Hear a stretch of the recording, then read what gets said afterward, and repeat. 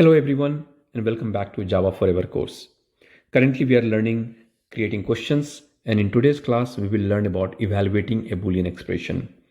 As we have already learned, a Boolean expression is one where you have one operand, one comparison operator, and one another operand. For example, we say x equal to 10, in which you have this is a Boolean expression in which this is first operand, this is second operand, and they are connected by a comparison operator. In the previous class, we learned about different type of comparison operators. Now today we are going to learn and understand how this Boolean expression evaluates. Now, as you know, there is a reason why we call this a Boolean expression, because the result is always a Boolean value. Either it is going to be true or going to be false. So when you say y equal to 10, this expression, I'm putting it in the parenthesis, this expression will result into true or false. You are not setting value of y to 10. This is not a single equal to, this is double equal to.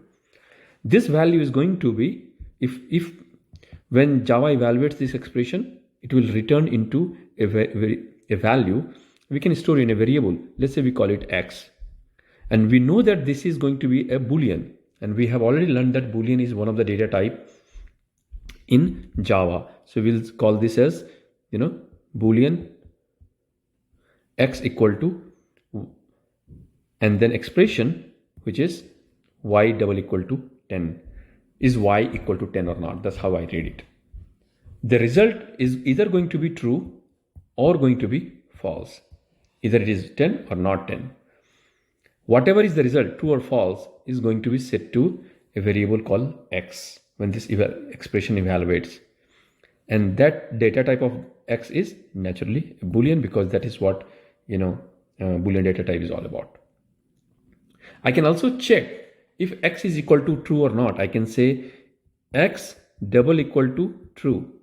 That's also a comparison. I can say that's an expression, Boolean expression. I'm checking after this statement, is x true or not? I can do that, right? You can take a single variable, compare with true or false, or you can take another variable, use another comparison operator, check with a value or a variable. I can also say x greater than y.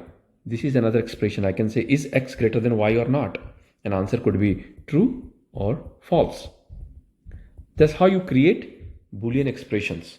So you go ahead and do the practice, learn how to create expression. We'll do some more practice in this chapter, where I want you to be very comfortable in reading a word problem or a problem statement, identify the Boolean expressions, and create a Boolean expression. That's all in today's class. Thank you very much for your time. I hope you are learning well. Go ahead and do the practice, because practice is the only way to learn coding. Thank you. Thanks for watching. Do subscribe and press the bell icon for more videos.